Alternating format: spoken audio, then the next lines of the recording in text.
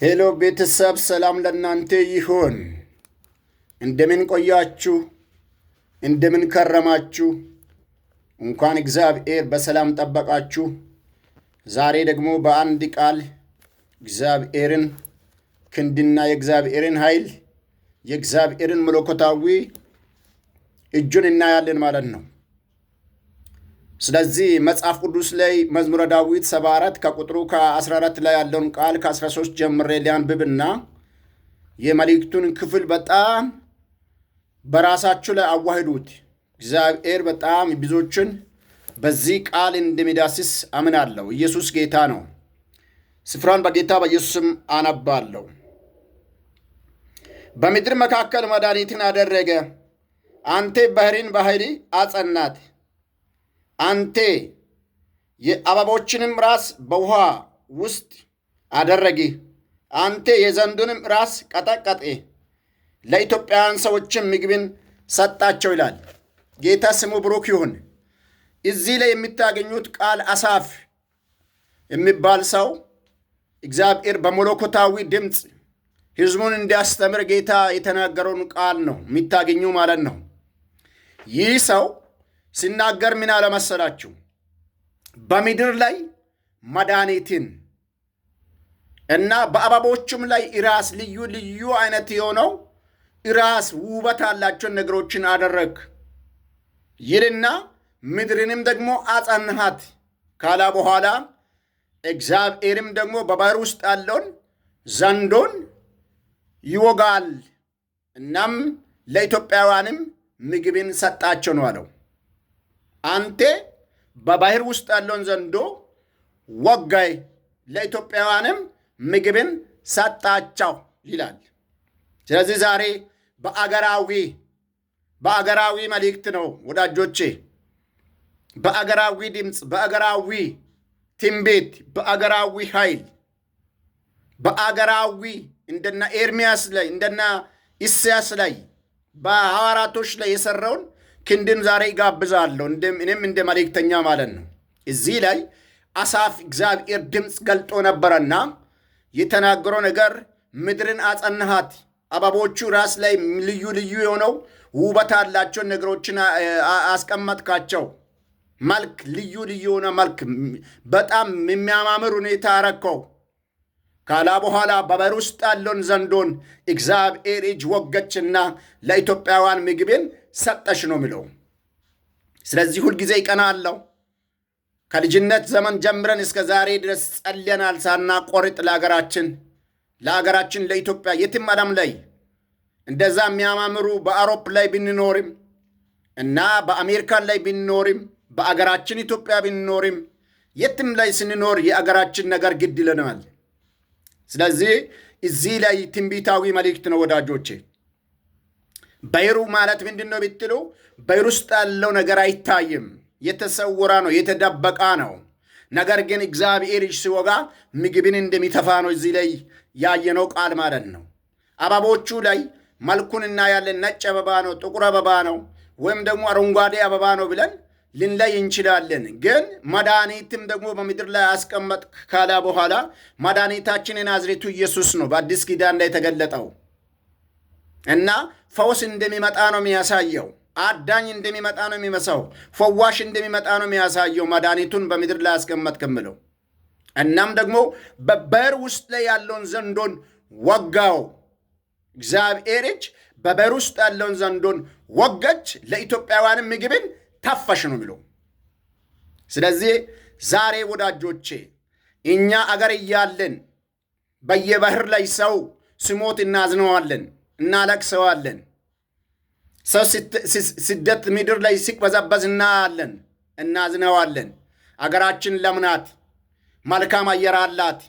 ሕዝቦቿም ደግሞ ከዓለም ሕዝብ ሁሉ ልዩ የሆነው ውበትና ልዩ የሆነው ቅርጽ አላት አገር ናት። ከዓለም ሕዝብ ሁሉ ይሉት በምንም አይነት ጥናት አጥነው ኢትዮጵያዊ የተባለው እግዚአብሔር የሰው መገኛ የሰው ልጅ መገኛ የሆነው ታሪክም እንደሚናገረው እና መልካችንም ደግሞ ሁለመና ቋንቋችን፣ ታሪካችን፣ ካላንደራችን ምግባችን፣ እይታችን ሁሉ የተለየነን። ጌታ ስሙ ብሩክ ይሁን። እንደዛ ልዩ አድርጎ የፈጠረን አምላክ እግዚአብሔር ይባረክ። እና በመጽሐፍ ቅዱስ ላይ ሲታዩ አንደኛ እስራኤላዊውን በአብዛኛ ቦታ ላይ ጠቅሶ ይናገራል መጽሐፍ ቅዱስ። ቀጥሎ ኢትዮጵያዊ ነው። ስለዚህ አሁን እዚህ ላይ የምታገኘው ነገር ምን ልትል አሰብክ? ምን ሜሴጅ አለ የምትሉ ከሆነ እግዚአብሔር ዘንድሮ ከዚህ ደቂቃ ጀምሮ በባሕር ውስጥ ላይ ተደብቆ፣ ባሕር ማለት ወዳጆች ሕዝብ ነው። ባሕር ማለት ቀናተኞች ናቸው። ባሕር ማለት ኃያላን ናቸው። ባሕር ማለት በኢትዮጵያውያን ላይ የሚቀና፣ ስንሰራ የሚቀና፣ ስናድግ የሚቀና፣ ስናገለግል የሚቀና፣ ስንለምንም ይቀናዋል። እኛ ደግሞ በኃይለኛ በአዛቅ ውስጥ ላይ እንድኖር የሚፈልግ አውሬ ዘንዶ ማለት ምን አይነት ነው ብትሉ መርዛሙ ነው ማለት ነው። እንስሳቱ አይደለም ዘንዶ። ዘንዶ እንደ ማንኛውም እንስሳት ነው። ዘንዶ ያስባለው ውስጡ ላይ ያለው ፖይዝኑ ነው ማለት መርዙ፣ የምረጫው መርዙ፣ ገዳይ ነው መርዙ። ዘንዶን ብትይዙ ምንም ብትሉ ምንም አያረግም። ግን ውስጡ ላይ ያኝን ዘንዶን ከረጫ ሰውን ጸጥ ነው የሚያደርገው። ምክንያቱም ገዳዩ ምንድን ነው? መርዙ ነው። ዛሬም ቢሆን በዕድሜ ልኩ በአያቶቻችን ቅድመ አያቶቻችን ዘመን ጀምሮ እስከ ዛሬ ድረስ የኢትዮጵያውያንን መልካሙን የኢትዮጵያውያን እድገት የሚጠላ ዘንዶው፣ እርሻ እያለ ምግብን የያዘ ዘንዶው፣ አገር እያለ ልጆቿን ስደተኛ ያደረገው ዘንዶው፣ ውበትና ቆንጅና መልክ ሁሉ እያለ መልክን ያበላሸ ዘንዶው፣ ወጣቶቿ እንዲሰደድ የሚያደርግ ዘንዶው፣ ፔትሮልን የያዘ ዘንዶው፣ ወርቁን የያዘ ዘንዶ፣ ዳሞንቱን የያዘ ዘንዶው፣ ሕዝቦቿን ቆንቃ የሚያደባልቅ ዘንዶው፣ የቅንዓት አውሬ ዘንዶው፣ መርዝን በወንድም ላይ የሚረጫ፣ በሃይማኖት የሚረጫ፣ በቅናት የሚረጫ፣ በፖለቲካ የሚረጫ ዘንዶው፣ እንዲህ አድርጎ የእኛን በረከት የዋጣ ዘንዶው፣ ምድሪቷ ፍሬዋን እንዳሰጠ የከለከለ ዘንዶው፣ ዕድሜ ልኩን በጦርነት ዘመንን እንድንቆጥር ያደረገው ዘንዶው፣ አሁንም ቢሆን ልዩ ልዩ ድምፅ የሚያሰማው ዘንዶው፣ ልጆቿ ደም ሲፈስ በቃ ደምን የጠማው ዘንዶው፣ ግማሹን ደግሞ ክርስቶስ እንዳይቀበል አንዳንድ ክልሎች ክርስቶስን እንዳይቀበል የሚከለክል ዘንዶው እና ምድርን የሚያናውጥ ዘንዶው፣ ስለዚህ ከዓመት ልክ ወደ ዓመት ቸንፈርን የሚያበዛ ዘንዶው፣ ራብተኛ ያደረገው ዘንዶ፣ ጠባሳ የጣለው ዘንዶ፣ እናም ደግሞ ኃያላን ሲነሱ ጭንቅላቱን የሚመታው ዘንዶ፣ እግዚአብሔር መልካም ልብ ባላቸው ልጆች ሲነሱ፣ ልብ ባላቸው አገልጋዮች ሲነሱ፣ ልብ ባላቸው ፖለቲከኞች ሲነሱ፣ ልብ ባላቸው ነጋዶች ሲነሱ፣ ልብ ባላቸው ደግሞ የተማሩ ምሁራን ሲነሱ የሚያበላሽ ዘንዶ፣ በገንዘብ አታለው ምሁራንን ዶክተሮችን ወደ ዓለም የራሱ አገር ላይ እየወሰዳ ልጆቿን ኢትዮጵያ ልጆቿን ወልዳይ እንድታጣ ያደረገው ዘንዶ፣ አስተምረ ደግሞ ለሌላ ሀገር እንድሸኝ ያደረገው ዘንዶ፣ እምቅ የሆነ ሀብቷን ደግሞ እንድታባክን ያደረገው ዘንዶ፣ ከጥንትም ደግሞ አንዳንዱን ገሎ መንግስትን እንዲወርስ ያደረገው ዘንዶ፣ አንድ ለአንዱ እንዳይታዘዝ የሚያደርግ ዘንዶ፣ ለተቀቡ መሪዎች እንዳይታዘዝ የሚያደርግ ዘንዶ፣ አገር ለሚመሩት ደግሞ እንዳንተባበር የሚያደርግ ዘንዶው፣ ይሄ ዘንዶ ይወጋል። በጌታ በኢየሱስም ይወጋል። እና ከሶማሊያ በኩል የሚመጣ ዘንዶ፣ ከኤርትራ በኩል የሚመጣ ዘንዶ፣ ከጅቡቲ በኩል የሚመጣ ዘንዶ፣ ከሁለቱ ሱዳን በኩል የሚመጣ ዘንዶ፣ ከሶማሊያ የሚመጣ ዘንዶ፣ ከኬንያ የሚመጣ ዘንዶ፣ ከዓለም ኃያላን የሚወረወር ዘንዶ። ስለዚህ ያ ዘንዶ በእግዚአብሔር እጅ ነው የሚወጋው። ስለዚህ በእኛ እጅ አይቻልም፣ በእግዚአብሔር እጅ ይወጋል። ስለዚህ እግዚአብሔር አምላክ የሰጠኝ ቃል ምንድን ነው? የእግዚአብሔርም እጅ ወጋ፣ ለኢትዮጵያውያን ምግብን ተፋ ይላል። ዛሬ በጌታ በኢየሱስም ደቡቡ ክፍል እርሻ በእርሻ ይሆናል፣ ምግብን ይተፋል በኢየሱስ ስም። ሰሜኑ ክፍል ሰላምና ደስታ ተረጋግቶ ምድሪቷ እርሻ ፍሬዋን ትሰጣለች፣ ልጆቿም ጠግቦ ይበላሉ በኢየሱስ ስም።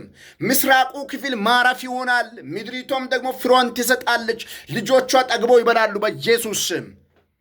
ምዕራቡና ሰሜኑ በጌታ በኢየሱስ ክርስቶስ ስም ምድሪቷ ፍሬዋን ትሰጣለች። ሕዝቡም ደግሞ አርፎ ይበላል። በጌታ በኢየሱስ ስም መረጋጋት ይሆናል። የተኛውም ዘንዶን ወጋ በኢየሱስ ስም። የቅናት ዘንዶ ይወጋ በኢየሱስ ስም። የክፋት ዘንዶ ይወጋ በኢየሱስ ስም። የአመፅ ዘንዶ ይወጋ በኢየሱስ ስም። በረከትን በሊታ ዘንዶ ይወጋ በኢየሱስ ስም። ልጆቹን በዓለም ሁሉ ላይ የሚያሳድድ ዘንዶ ይወጋ በኢየሱስ ስም። ቀናተኛ ይወጋ በኢየሱስ ስም።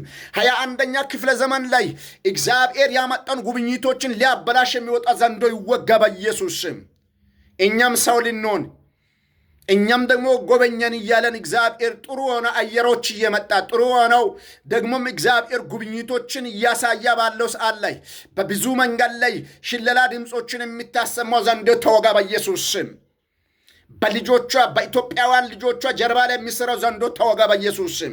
ሰሜኑን ክፍል በኢየሱስም ጠማማ የሚያረግ ይወጋ በኢየሱስ ስም። ደቡቡን ጠማማ የሚያረግ ይወጋ። ምዕራብን ምስራቅን ጠማማ የሚያረግ ይወጋ በኢየሱስ ስም። መንግስታትን የሚያወክ ይወጋ በኢየሱስ ስም። ቀማኙ በምድራዊ ብልጽግናና በስሙ እናም ደግሞ በዘር በምን ያሳበዱ አውሬ ይወጋ በኢየሱስ ስም። ዘመን የቀየረ ዘንዶ ጊዜ ያበቃ በኢየሱስ ስም። አምላኬ ዛሬ ዘንዶን ወጎተ። በባሕር ውስጥ ያለው ዘንዶ ተወግቷል። አየር ላይ የሚሰራው ተወግቷል። ዘመኑ ላይ የሰራው ተወግቷል። በኢየሱስም ልጆቹን የሚያሳብት ተወግቷል።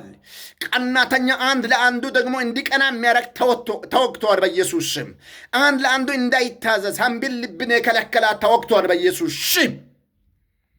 ስለዚህ በጌታ በኢየሱስም በዚህ ቃል ላይ ወዳጆቼ ተሰምቷችሁ ጸልዩ። ለአገር ሸክም አለኝ የምትሉ ቅዱሳን ጸሉ። ዘንዶ ተወጋ እያላችሁ ጸሉ። ያኔ ነው ምግባችንን የሚተፋው። ያኔ ነው ወርቃችንን የሚተፋው። ያንን ድንባራችንን የሚተፋው። ያኔ ነው ወደባችንን የሚተፋው።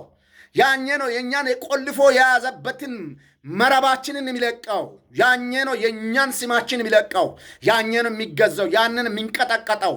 ይሄ ይሆናል በጌታ በኢየሱስ ስም። እኔ እንደ መልእክተኛ ተናገርኩ። ዘንዶ ተወጋ በቃ። ምግቡን ይተፋል በኢየሱስ ስም። አመቱ ላይ ምግቡን ይተፋል፣ ሰላሙን ይተፋል። ደስታውን ይዞ ነበርና ይተፈዋል። የልጆቿን ደስታውን ይዞ ነበርና ይተፈዋል። ከተማ ላይ ይተፋል፣ እርሻ ላይ ይተፋል፣ ተራራዎቿ ላይ ይተፋል፣ ወንዞቿ ላይ ይተፋል በኢየሱስ ስም። ምንጩ ይረቅ በጌታ በኢየሱስ ስም። ስለዚህ ወገኖቼ ተቆጥታችሁ ጸሉ። ቢያንስ ወዳጆች ተቆጥታችሁ ጸሉ። እኔ መልእክት የሚሰጣችሁ ከምሽቱ 9 ሰዓት አካባቢ ላይ በዛ መንፈስ ላይ ጸሉ። እግዚአብሔር ታምር ያደርጋል። ኢትዮጵያ ትጎበኛለች። ኢትዮጵያ ትታደሳለች። ኢትዮጵያን እግዚአብሔር በእጥፍ በረከት ይጎበኛታል። እግዚአብሔር አምላክ ኢትዮጵያን ቀንዷን ከፍ ከፍ ያረጋታል። ምክንያቱ የእግዚአብሔር ዘንዶን ወቅቶታልና፣ ምክንያቱ አምላክ ተነስቶታልና፣ ምክንያቱ የአምላክ ድምፅ ጊዜ ሆኖታልና፣ ምክንያቱ መጨረሻ ዘመን ሆኖታልና፣ ምክንያቱ አገር የመጎበኛት ጊዜ ሆኖታልና። ስለዚህ በጌታ በኢየሱስም በዚህ ቃል ወዳጆች ተቆጥታችሁ ጸልዩ። ጌታ ክብሩን ይግለጥ። መድኃኒትን ምድር ላይ ያስቀምጣል የተባለው ክርስቶስ መድኃኒት ይሁንላችሁ በኢየሱስም። ለታመሙት መድኃኒት በኢየሱስ ክርስቶስም በአበቦቹ መልክን ያስቀመጠው አምላክ የሰዎችንም መልክና ቋንቋን ኔሽንን ለይቶ የሚያውቅ አምላክ የእናንተም ጊዜን ያፋጥን ይጎበኝ። እናንተን ጊዜን በቃ አልሰጥም ብሎ ያጠረው አጥር በኢየሱስም ይፍረስ። አምላክ ክብሩን ይግለጥ። ተከናውኑ በጌታ በኢየሱስም። በዚህ ቃል ተባረኩ። ተቆጥታችሁ ጸሉ። ምሽት 9 ሰዓት ላይ ይህንን ቃል አንብባችሁ ጸሉ። እግዚአብሔር ክብሩን ይገልጣል። አምላካችን ኃያል ክንዱ እጁን ይዞ እግዚአብሔር የሚመረበት አገሪቷን ምሪት የሚሰጠበት አቅጣጫ የሚያመረበት ድምፅ የሚያሰመበት ለመሪዎቹም ጌታ ራእዩን ጌታ የሚገልጥበት ማስተዋል ልቦችን የሚሰጠበት ጠላቱን የሚያዋረድበት ዘመንና ጊዜ ነው። እግዚአብሔር ወቅቱ ነው። ስለዚህ ተባረኩ። የእኛ ጽድቅና የእኛ መልካምነት ሳይሆን እግዚአብሔር ስለ ስሙ ሲል ስለ ቃሉ ስለ ይህንን ያደርጋል። ተከናውኑ በጌታ በኢየሱስም። ወዳችኋለሁ። ብሩክ ሆኖ ለሚሰማም ይህንን መልእክት ሼር አድርጉ። ተከናውኑ በጌታ በኢየሱስም።